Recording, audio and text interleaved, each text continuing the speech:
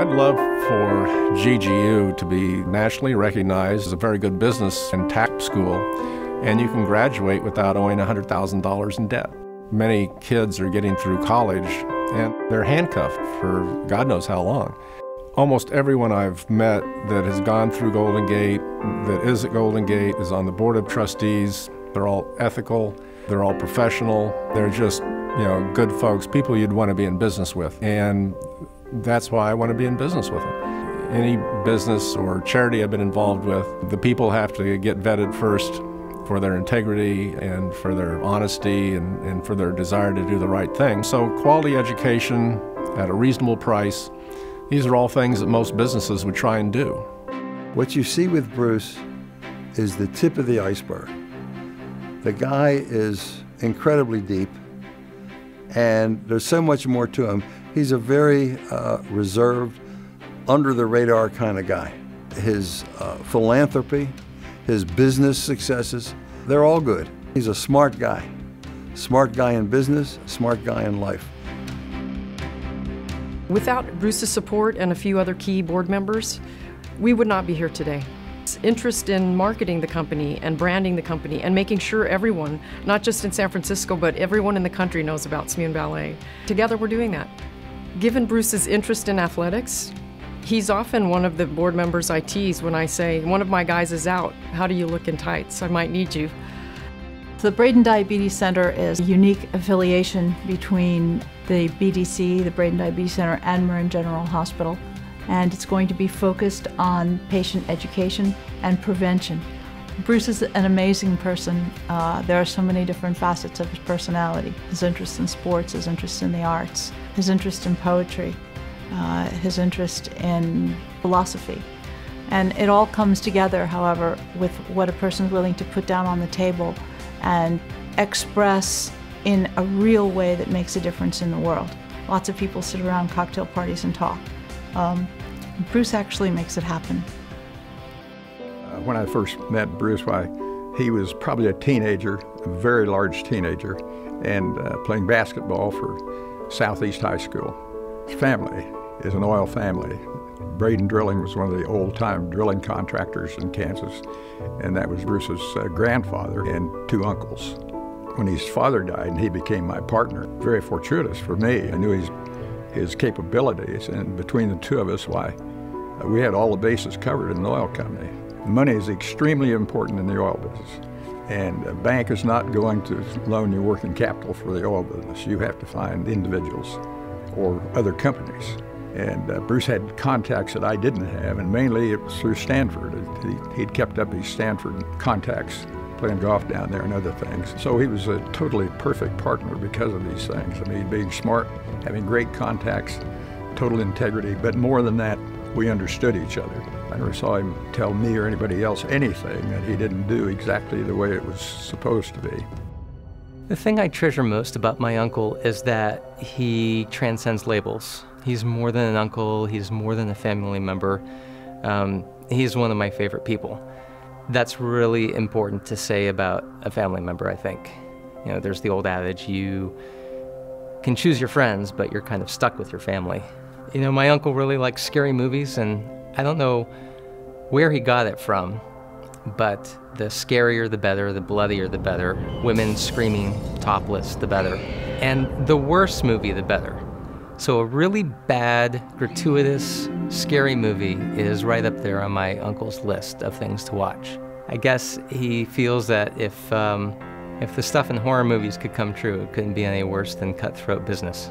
One of the things I think that people don't appreciate or even know about Bruce is his sense of humor. It's critical, and it's part of the reason why we get along so well. My wife loves him. We've been big fans of National Lampoon for years and The Onion now. And it's just the bizarre sense of humor. And his is really out there, and that goes hand in hand with the zombie movies. But the bizarre sense of humor is really what we have in common. And we get a lot of laughs out of The Onion and a lot of these crazy things that go on. I mean, seriously, these days, if you're cynical about the press, as we both are, you might as well read The Onion for the most part, in our view. So it's really not much different.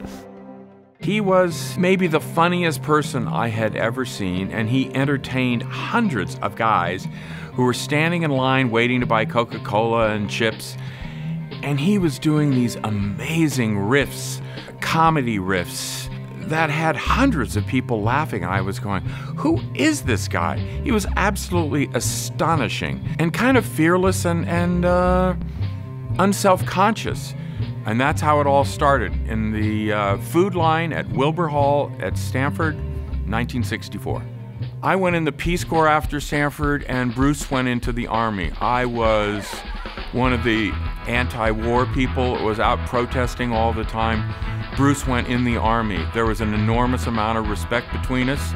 I respected his decision, he respected mine. I finally ended up lying to the embassy in Thailand and got a visa and showed up at Bruce's base in Vietnam as a tourist.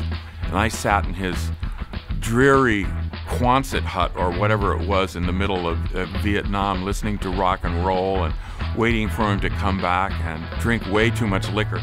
The Army plied those guys with lots of liquor. It was kind of a great experience of realizing that the friendship can go anywhere during almost any kind of situation, and we will be there for each other, even in Vietnam. We went to see Janis Joplin, Big Brother and the Holding Company, so that I knew Bruce was also operating in a little bit different plane than what we had grown up with in Kansas. Well, I was told I was going to have a sibling, and I was almost 4, so I do remember early on, and then you become impatient because they can't play right away. That's probably my earliest memory, is I'm given this 9-pound-plus baby brother that I have to wait a while before he can play. Bruce was always game. I came up with these great novel ideas. We made a toboggan run in our house from the 2nd floor down the 1st floor, and we used the outdoor porch cushions for our toboggan. So that lasted until the powers that be found out about it, so that game was over. We used to have tree climbing races in the front yard. Each of us had our own elm tree. And then there was a little accident, so that game was over. Our grandparents had a farm. We'd go up there every summer. And because both of us could swim, they didn't worry about us too much exploring everything of the farm because there were 2 lakes and a river. So we went all over. We took the rowboat out by ourselves, went fishing on the river. We'd be gone for hours on that farm. The farm became available for purchase several years ago, and I called my brother and I said, okay, it looks like the farm is coming up for sale, and before I could even finish, if he wanted to do something, the word was yes. I said, you do remember you live in California? Yes. We want to get the farm back. The things I treasure about Bruce the most, I can't quantify, just say just about everything. I think I was very, very lucky to get the brother that I did. He's been a joy. He's a joy in my life, continues to be. And that's about all I can say. I've known Bruce about 40 years. He just got out of the military and was through Golden Gate, so he and I had that in common, had a dislike for authority, and for whatever reason, warped sense of humor, whatnot, we hit it off. He's good with his friends. He's incredibly generous. If you need something, he'll offer it. When I was trying to end up buying my first home, the bank came back with an appraisal a little bit too low, and I was 3 days away from closing escrow, $5,000 short. $5,000 today doesn't seem as much money, but to me, that was an awful lot of 7-Elevens to rob to come up with the money.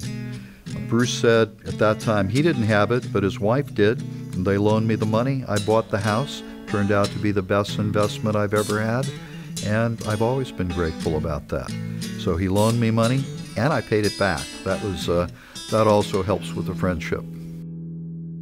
Golden Gate University is definitely a different kind of education. When I was a student here, they were primarily people who worked during the day, showed up at night to go to class to get an MBA or a graduate degree or further their education. Golden Gate offered a unique opportunity to really rub elbows with a lot of people doing various things, whether corporate tax department, accounting departments, law firms, accounting firms. It was and is a unique environment. If you had asked me after I got out of the Army what are the 10 most likely things I'd be doing, accounting or being a CPA would not have been on that list. I didn't even know what a tax accountant did. I was thinking of going to law school, but because I was overseas in the Army, I didn't apply. Took some classes here and found out I actually liked them.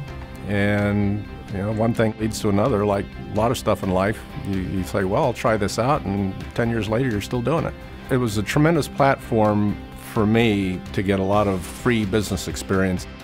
I got to see a lot of varied businesses and how they were run, and it was fascinating. My transition from accounting into business was a very spur-of-the-moment thing. It was like going to Golden Gate. It was totally serendipitous, and I'm just glad I took advantage of it. The key to success in the oil and gas business, for me, has been patience. Don't get greedy. Operate as well as you can, as cheaply as you can, and get the right team of people together. I've found that all my businesses, it's the people that make the difference. Good times or bad, you can't control that, but if you've got really sharp people, dedicated, loyal people working with you, you're going to do well. He doesn't believe in reading fiction, and I think I finally figured out why. Because his life is like fiction. It's so varied and very exciting in a under-the-radar kind of way. I think it's great, and I think that's what makes him very unique. In the past, up until very recently, people say, well, so Bruce, where'd you go to school? And of course, I'd say Stanford. Everyone's heard of Stanford. And I didn't even bother to tag on, and Golden Gate University. Now I bring up Golden Gate University as well. And I find out there are a lot of friends and people I've known for years that also went to Golden Gate University. We never talked about it. That's going to take a while, but we'll get there. I'm confident of that.